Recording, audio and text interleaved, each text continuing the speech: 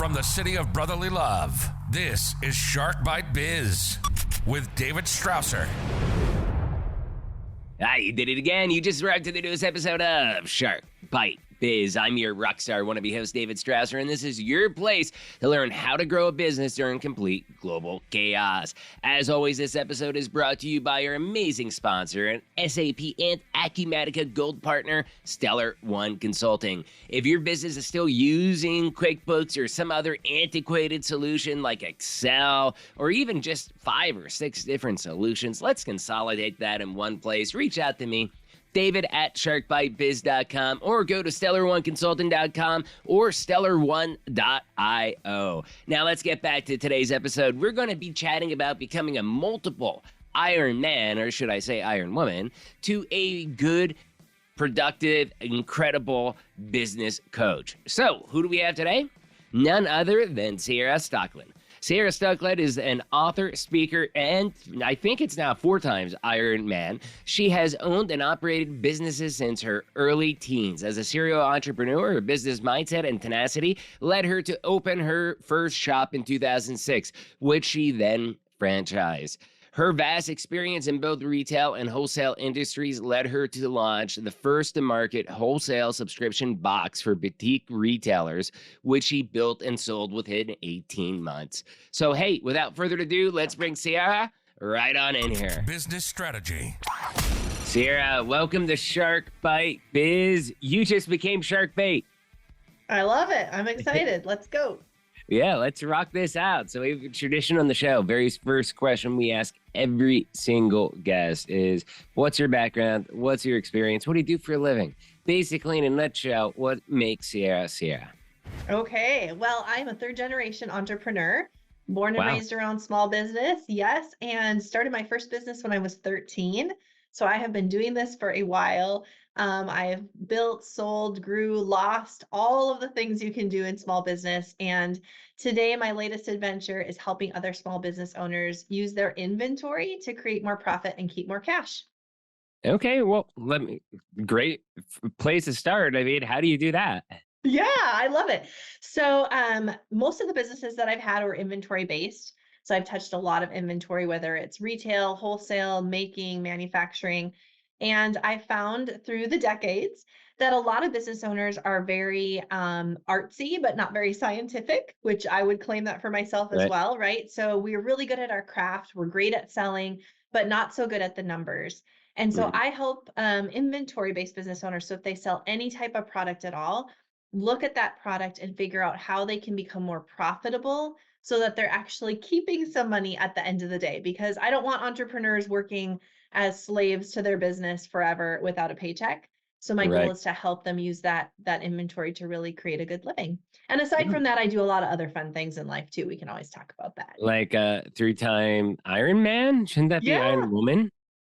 4-time now. So I just completed the World Championships. Yes, I qualified for Kona, which is that iconic Ironman race in Kona. My daughter qualified as well. She's 18. Wow. So we got to race together in the first all-female Ironman competition. It was pretty amazing. Did you beat her? No, I did not. I did not. But you know what's really great? So my husband was there along with my son and daughter-in-law.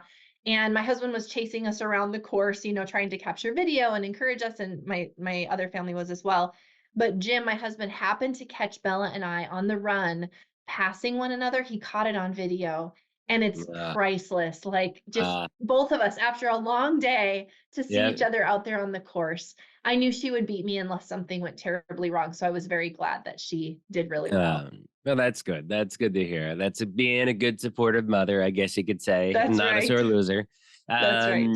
Not me. I beat the kids. I know, right? You want to win, you got to earn it. I will say I'm getting close though. You know, in some areas, we just did a half marathon together, Bella and I was only 8 seconds behind her. So David, I'm getting closer, you know, she's got to watch out. Yeah. Yeah. You're only 8 seconds behind her. So, but what did the Ironman teach you about business and business profit specifically? Because I think that's a unique area I kind of saw in your bio. Yeah. So when I decided to sign up for my first Ironman, I was only training for 5Ks, and that had always been my jam, like short, sweet. I do, the thought of sitting on a bike for hours or running a marathon, like none of that interested me. Through a long background story, we actually had some friends that were Ironman, so they finally coerced me into signing up for an Ironman myself. And the first thing I did was to hire the right coach. So I fired the coach that I currently had, who was not too thrilled that I had signed up for an Ironman. He wasn't super encouraging, and he just really wasn't a good fit for what I needed because Right. endurance racing is much different than 5K running, right? Right. So I hired the right coach. And I think in business, that's so important, right? Like so many times we invest so much in opening a business and then we skimp on hiring good people for our team. We feel like Right. that's where we can cut costs. So hiring the right people, I bought the right equipment. So I thought if I'm going to sit on a bike for hours, if I'm going to be running all the time, I need good shoes. I need a good bike. The Hmm. same thing in business, profitability wise. Again, this is an area we try to cut costs after investing so much time and energy. We don't upgrade to the app that we should have. There's a lot of examples. So a lot of times profit can come from having the right team members and having the right equipment, if you will. And then the third thing was going all in and like committing to finishing. So with my Ironman, I never decided or thought that I would not finish it. Like I was going to do every training session, I was going to complete, I was going to finish no matter what. And I tell small business owners, you can't go into small business ownership with a parachute on. You need to go all in. You've committed to this. There's no option but to make it successful. And when you have that mindset, profitability often follows. Okay. Okay. What about as far as like creating resiliency? Because I mean, to do Ironman, you've got to be pretty resilient, and business owners also have to be pretty resilient because there's the ups, the downs. Doesn't matter if you're an executive, manager, C level, whatever it is. I mean, there's ups, down, a lot of pressure, and you need to have that resiliency. So, Yeah. how did that teach you with the Iron Man about that? Yeah, so I think it's all about creating and developing those mental muscles. So, when I started training, I knew I couldn't go out and do an Ironman right away. Like I could probably bike for the whole 100 and Mhm. some miles, right? But the idea of swimming in open water for 2.4 miles or going out and running a marathon, I couldn't do it. I wasn't able Right. yet. So I had to prepare my body, but I also had to create the right mindset muscles. So I'm going to follow through on every training session, whether it's convenient, whether it's comfortable or not. And example was swimming, open water swimming. So I had grown up around a pool, so I was really comfortable swimming, but not in a lake or an ocean. Mhm. And Ironman are always open water. And so I started by just going to a local lake and I said, okay, I'm going to swim back and forth for 10 minutes without stopping. Okay, now I'm going to add this to it. Now I'm going to swim a little bit longer. So you're creating those mental muscles. And I think resiliency comes from building that mental fortitude before you need it. So I Right. didn't get to the open water swim on Ironman day and say, okay, now I'm going to jump in and it'll be fine and I'll be good. I had built those mental muscles ahead of time. So when I was in the water and I was wanting to panic or wanting to quit, I thought, I don't need to. I've done this many times. I'll be good. Right. Same thing with business. You can't have that resiliency built when you get to the storm, which we're all going to Mhm. have in small business ownership. You have to build it Right. ahead of time. Yeah. So, okay, so you're saying you have to build that ahead of time. What's your tips as far as building that then ahead of time? Yeah. So I think asking really good questions, looking for experts, right? So I talked to other people, if we're talking about Ironman, who had done it. Tell me about your experience. Tell me what I should anticipate. What am I missing? What should I be working on? Same thing in business. Don't isolate yourself. You should always have smarter people than you in the room, right? Learn from people, ask questions, connect with people, look for good mentors, understand where your weaknesses are, and then learn to Right. develop those, right? So if you're not good at the numbers, acknowledge that and then find a way to get better at the numbers. Don't just use that as an excuse to shy away. So I think it's about choosing to figure out what you need to lean into and what you need to learn more. Okay. Okay. So that almost sounds like what the next topic is, which is about being a well-rounded entrepreneur. What other tips besides what you just said do you have around that? Yeah. I think it's really important to develop relationships. I think Hmm. relationship building can be a bit of a lost art nowadays because Yes. everything's fast Every paced, remote. everything's online. Yeah, it's all in our hand, right? But there too, you're going to end up in situations that are tough in your personal life or in your business life. You want to have surrounded yourself with good people before that happens so that they're there when you need them. It's really tough when you're in the middle of a crisis to then go find your people, right? But if you've created those relationships, I was talking to a gal the other day, I was on her podcast about relationship building. And I said, even with the marketing side, like we want to pay to play. We feel like if we put some money in the marketing slot machine, we'll get X amount. And yes, there's a place for that. But there's so much to the relationship side of small business ownership too. Like, who do you know? Who can you connect with? Who can you help?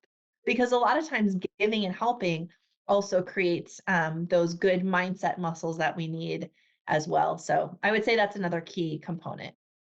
Okay, so you just hit on one thing about people working remote. And one of the things you say is that there is no such thing as work-life balance. Why do you say that? And what do you believe instead? Yeah, I know that's kind of a controversial thing, but I'm sticking to it. So I really think it's about integrating your work in your life. Okay. Because when you're in your office, I'm a coach, I'm a consultant. So when I'm talking to a client, I want to be all in for that client. I want to be listening to them. I want to be helping them solve a problem.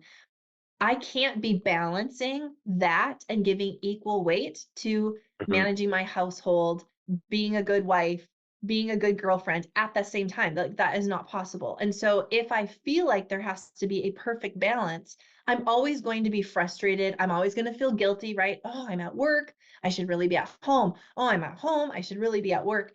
Instead, if we can look at integrating our life well, so with my training, at the peak of Ironman training, I was training 20 hours a week. That's a part-time job.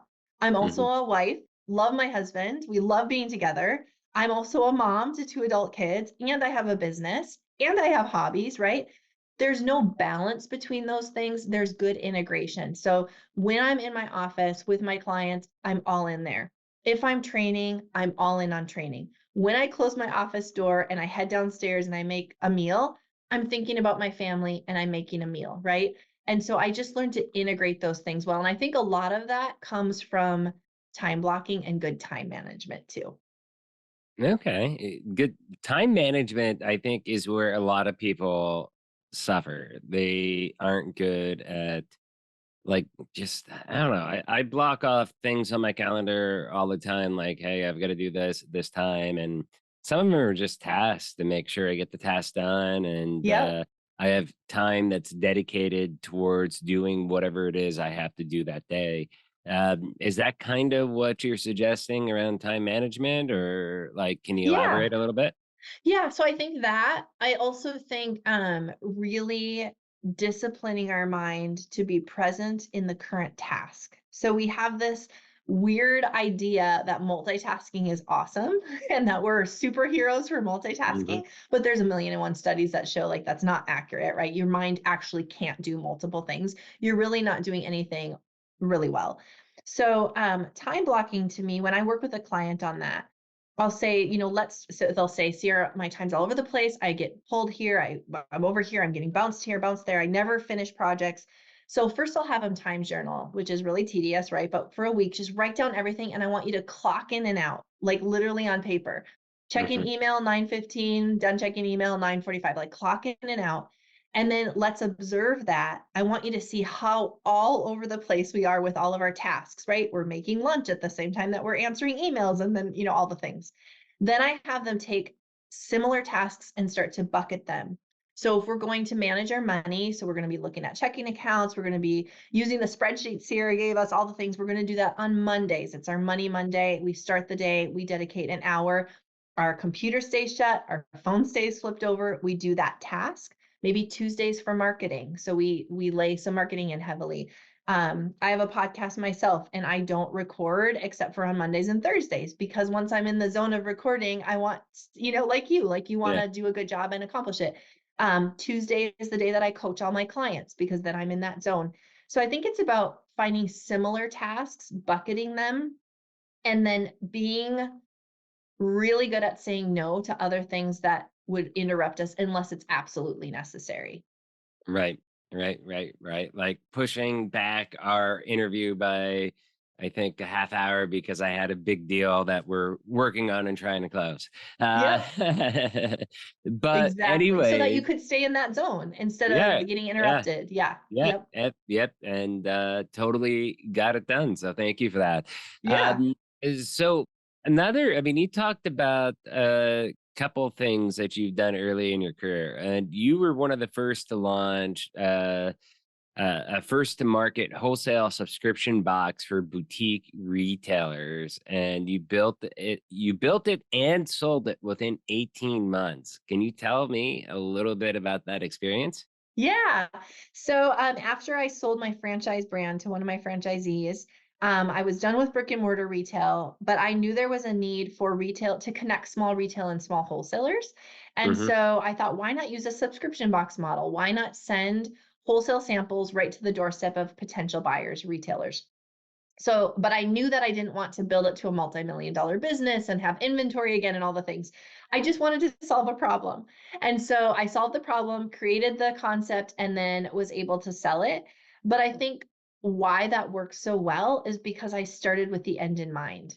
A lot of entrepreneurs don't. They start with an idea, but they don't think about where do I want to be in 5 years, 10 years? Is it something I want to build into a multi-million dollar business? Do I want to hand this off to a family member? Do I want to build it to sell it? So building something or creating something with the end in mind is really going to give us good filters for the way that we set things up, the decisions we make as we, traverse down the pathway with that small business. Wow. Wow. I got to tell you, just hearing everything, and we've been talking for, I don't know, 15, 20 minutes or so right now, like just an incredible story with everything you've done from being an entrepreneur from 13 to four-time Ironman now, doing it with your daughter, coaching people, doing all this stuff. I mean, you are extremely husband, family, work, life, everything, like extremely accomplished and extremely busy, Yeah. and it's insane that you're able to do proper time scheduling, time management to fit everything in. Yeah, what I'd love to say is that we see that, right? We see the highlight reel of everyone's life, and we don't see all of the mountains and valleys to get there. Like I've had Right. some really low lows. We lost everything at one point in our business. Wow. I've made massive mistakes, but it's the willingness to learn from them that has brought me to a place where I have such a phenomenal schedule. And Right. I just, it was funny because as I was heading into my 40th birthday year, this was a while ago, I said to a friend, I think 40 years, my 40th year is going to be amazing. She said, Ciara, I think this decade is going to be amazing. And I still think about those words that she spoke over me. I'm like, it's true. Like this decade has been phenomenal, but it's because of the foundational pieces that I built leading up to it. And I want everyone that's listening to remember that. Like, it's all about one step every day. It's about falling Brick by down, brick. figuring out why, yeah, and you get up and you build the next thing and you lay the next brick and you screw up a lot. But if you're willing to learn, you're willing to ask questions, you do keep refining your processes and yeah, it just creates a well integrated life. That sounds incredible. It sounds awesome. Hey, thank you so much for coming on, sharing your story. So much personal life in there too that you shared with us. It's pretty awesome. Please tell us, how can people reach out to you, Ciara? How can they get in touch with your business? How the coaching, everything that you do. Shout it Yeah. all out right now. Go sell yourself. Okay. All right. So the best way is probably just to go to my website, ciarastokeland.com. It's spelled CIARA. Everything's there. So you can find all my socials attached. You can find everything I'm doing, lots of blogs. There's amazing free business resources. My book is there, all the things. So that's probably the best central location. And then from that location, you'll be able to find something that would help you out. That is awesome. And as every subscriber and super fan of this show knows, the link will be right down below in the description. Very first link after the little blurb we put about what the episode's about. But so yeah, you are an amazing woman. Thank you so much for coming on. You are a true rock star. Thank you again. Thanks for letting me share my story. No problem. Cheers. Wow, that was an incredible chat with Ciara, right? First, you all don't know the routine. If you found this interview helpful, if it sparked those warm and fuzzies, do me a favor, because you know Shark Bite Biz is the greatest kept secret in the world of small business. Share this out to your friends, your family, your colleagues, anywhere that you talk or dwell on the interwebs. I'd love to see nothing more than Ciara Stokeland and Shark Bite Biz out there trending. Anyways, awesome stuff, Ciara. Love your story and how you went from serial entrepreneur to helping businesses grow and just seemed to be doing everything, Ironman included. Huge congrats to that and everything that you're doing, especially doing the Ironman with your daughter. And, the link to her website, as always, will be down below in the description. Question of the day, fun one today. Have you ever competed in an Ironman competition? Leave a comment down below if you're watching on YouTube. Do you want to be on the show? Interviews at sharkbitebiz.com. Also, if you're watching on your YouTube, please subscribe. $3 a month, you can become a baby shark. Every dollar in is every dollar out. And finally, last question is, please support our sponsor, the company that makes this possible, Stellar One Consulting. If you're running an antiquated solution, if you need to automate your business processes, shoot me an email, david@sharkbitebiz.com, or go to stellar1consulting.com or stellar1.io and check out the solutions we have between SAP and Acumatica, and let's see if we can help you break through barriers preventing growth. Once again, you all know this by now, but I'll say it another time for the, 236th time. I'm David Strausser. This is Shark Bite Biz. We'll see you all next episode. Cheers. You've just experienced Shark Bite Biz with Dave Strausser. Make sure to like, comment, and subscribe to the show to help us spread the word about personal, professional, and business growth. Want to be on the show? Send an email to interviews@sharkbitebiz.com. Special shout out to our sponsor, an SAP and Acumatica Gold Partner Stellar One. Get off QuickBooks. Automate businesses' processes and have your business reach the stars. StellarOneConsulting.com or reach out to the show. Till next episode.